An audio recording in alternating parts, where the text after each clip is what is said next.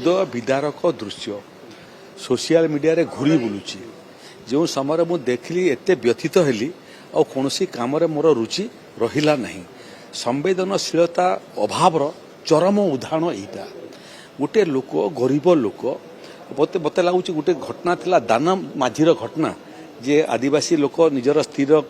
शवटा को एम्बुलेंस नबा फल कांधरे बुहीक नेला घर पर्यंत 14 किलोमीटर से घटना पर ये घटना मत बहुत विचलित कला एवं बाबद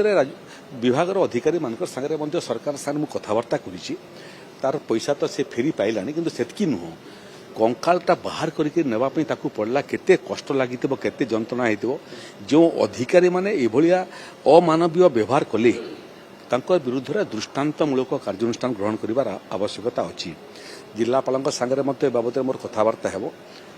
राज्यर अधिकारी मान संगे कथबार्ता हेबो जो ऑफिसर एभलिया व्यवहार कला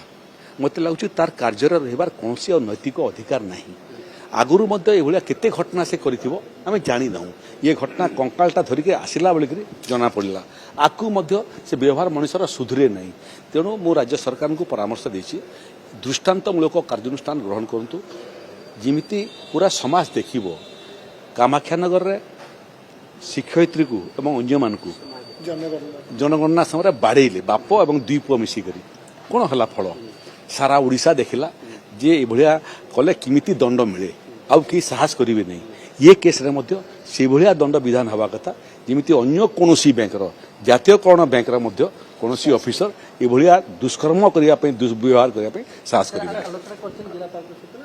जिलापाल तो जिलापाल ताको हस्तक्षेप करके पैसा तार पाई सारे 24,000 टंका केते पाइबार थिला पाई सारे किंतु कार्यानुष्ठानटा विभाग नहीं था विभागर ए बाबद कलेक्टर रिपोर्ट पठेबे थरे रिपोर्ट आसिला परे तार विरुद्ध में कार्यानुष्ठान हेबो आईनगत कार्यानुष्ठान हेबो आउ ये केस रे तो दंड पाइबा छड़ा आ अन्य खसिबार बाट नहीं।